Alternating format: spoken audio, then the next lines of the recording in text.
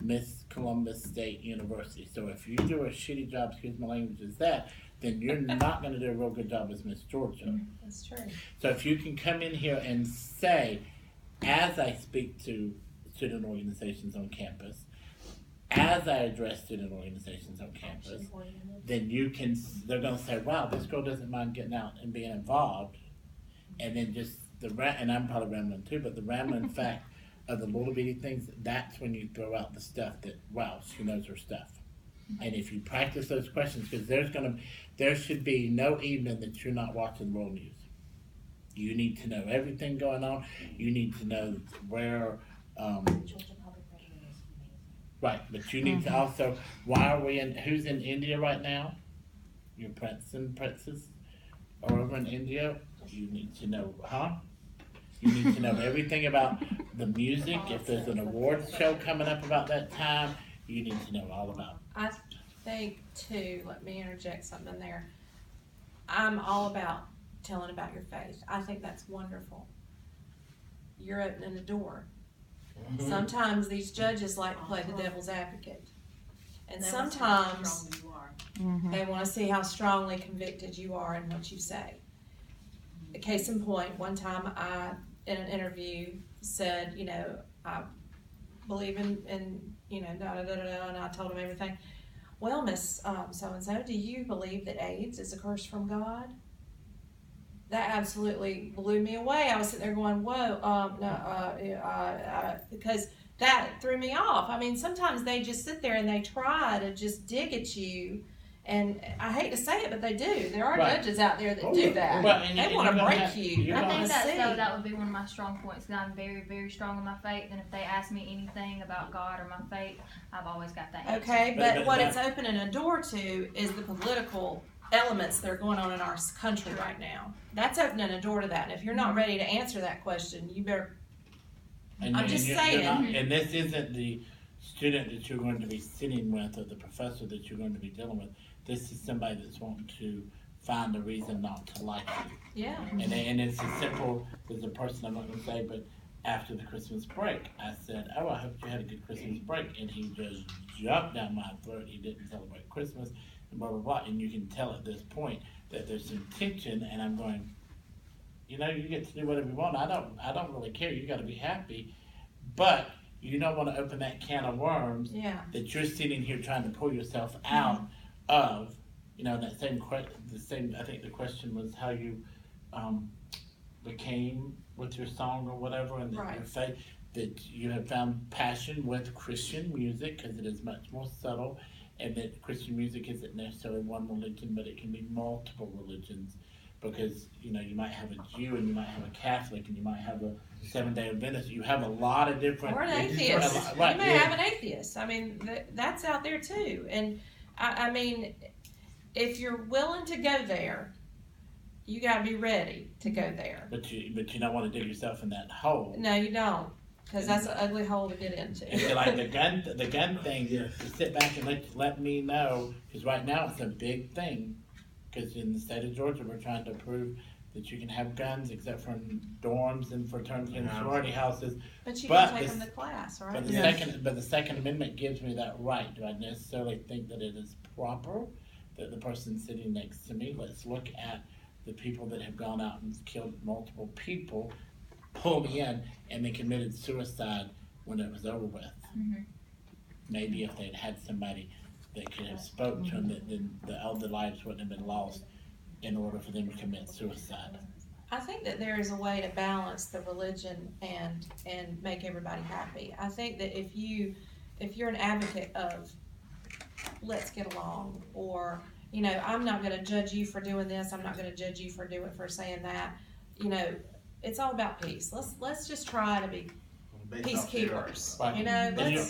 In your interview, if you're the and I'm not making fun of everybody, anyways, if you're the All-American Great Christian, then I shouldn't have to tell somebody I'm Christian by action, and my witness should be in it, and you should be able to tell by the heart and the passion in your answers, because if I know that you're trying to prevent young lives from killing themselves and you're trying to do this, then you have to be somebody good.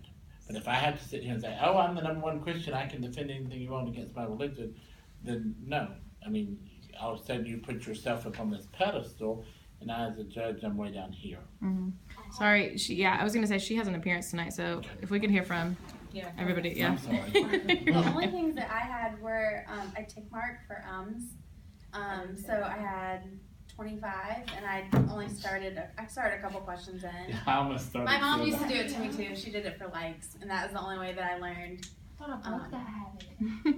So it was at the beginning of questions when you were still formulating your thoughts, and then when you were trying to transition. So just take a breath between things instead, and then I was going to just take a breath, and then at the beginning take a breath if that's how you need to adjust yourself. But in writing yourself some questions down, then it's almost a script that you're going to practice, and then at that point, kind of it's makes not them an issue. think that you don't really Yeah. get the answer. Okay. A You're just pause kind is of pondering okay. that. You have to be knowledgeable to just say the pause is okay with you. The other things that a lot of that they said was, and I'm saying them now, to say when we talked about the gun, he didn't say the buzzword of conceal and carry. So if you can take things that farther, like saying the president's wife name, or saying when I asked you about what the meanings of Miss Georgia was, aren't there values to it, or there's points of the crown? So bring those. I don't know anything about Miss Georgia, but I know that there's some meaning to it. So if you can say these points of the crown mean this, and that's why, take it that step further of the knowledge and sharing, because you probably know these things. It's just taking a moment to tie them in. And also with that, you open up can of worms when you know those points. Make sure you have one that's dear to you, because there you go. Which one? What's your favorite? So you have to go ahead and know that, and they might not even ask you that. You just have to know and be ready for it. Okay. The only last thing that I had was specific examples of you using your platform. So we asked you about your platform, but it wasn't, I currently do this and I plan to do this. Okay. What's the specific things that you're gonna do? We get that you want to make awareness, and we get you want to do this, but how are you carrying that out? And bringing that to fruition? As Miss Georgia. Let me see. I'm sorry. I think you covered a lot of things that I would say. It's okay. Because I was agreeing with it when he was covering the statistics based off of your platform.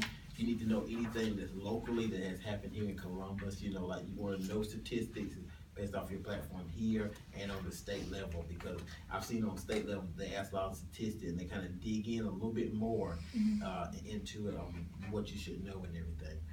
Pretty much everything else was kind of talked about. Okay. So. And I'm gonna say something before someone gets to you on that statistics, because they're not looking for the next Miss Georgia, they're looking for the next Miss America, and so they want you to know that you have your facts and you're ready to go to that next level.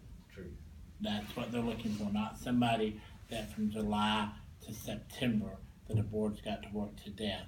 That's you right now. It's working yourself to death so that when you walk in, they can walk away and say, that's the girl we can send to Miss America that can win.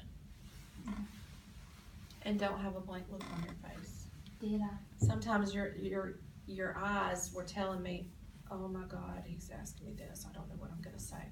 Just be sure you just put a mask on there. You just act like you're very interested in what they're asking you, and it's all in your eyes. Command that presence. Yeah, command that presence, because it's all in your eyes. You've got to let them know that you can answer anything they throw at you. You can do this. I know this gets a little deeper than what's on the school level. It just does. Y'all asked me some pretty questions, and I thought I was going to make some people mad with my answers. So forgive me if any of mine seems harsh or real, but I think the only way to grow is to be that way. So I did purposely ask maybe a little bit more challenging of a question to give you that experience of having someone challenge you or ask you a harder question. The thing about Miss Georgia and being Miss CSU and this being your first experience, there's really nothing we can do to best prepare you. You almost have to go and experience it yourself. So the more things we can do that are a similar experience gives you a greater comfort level for when you are there. Some thoughts about the as far as, yes, taking a moment's breath, one thing that has helped a lot of contestants is verbalizing your train of thought. So when I asked you a question about what is a solution you would have to end that, your brain was probably going 50 different directions. But actually taking those thoughts and verbalizing them is a great way to let the judges know a little bit about how your mind works, some of your opinions, without you feeling it with ums. You could perhaps say, I don't have an answer right off, but partly what I think about would be, can we have group meetings at the Davidson Center?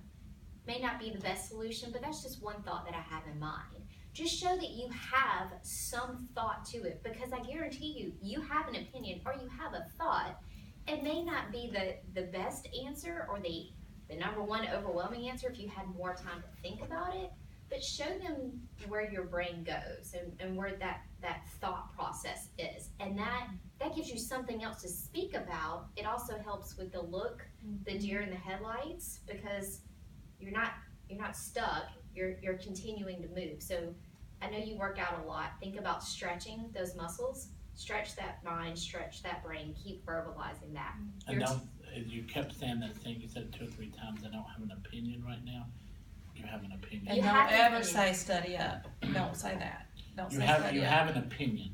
You do have an opinion. My opinion might not agree with everybody, but I think at this time, Here's of some of the thoughts I have on it. Okay. Be able to tell me something. Yeah. You may not know everything about it, but you might know one thing. Tell me that one thing you do know.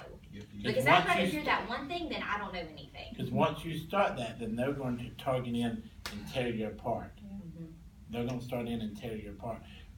So the talent, when we're talking about being leery of faith or Christianity, if you're ready to go there, just hearing the brief description, I was writing down emotion as a strength. So the song that you chose, did it bring emotion to you? And what type of emotions did it bring? What were you feeling when you heard that song? Tears. I was crying. Actual tears. Tears, but what emotions or what feelings were you feeling when you heard it? I guess just like the feelings like from the past that I've had. I don't know, like being able to like rely on God and let go of anything that's hurt me. Just know that trust, letting go. So here's a connection point of it, a different way to kind of work that is that the whole point of having talent, the reason why we have talent as a category is to not only entertain but create an experience. So you want your audience to feel something. Your song made you feel something significant enough that you want to share it with everyone. So think of it as a way of expressing what you experience and how you feel, and you want others to do that. You want others to have that same experience of thinking of a place where they've been of sadness or fear, and being able to work through that and be able to trust and be able to let go of that. And to me, that's what faith is. But I didn't say I'm a Christian and I chose this song because it makes you a good Christian. You talked about how it made you feel in that experience. To think in those terms. The one other thing that keeps going in my head is more specifics about bullying, and I haven't read your paperwork, so forgive me.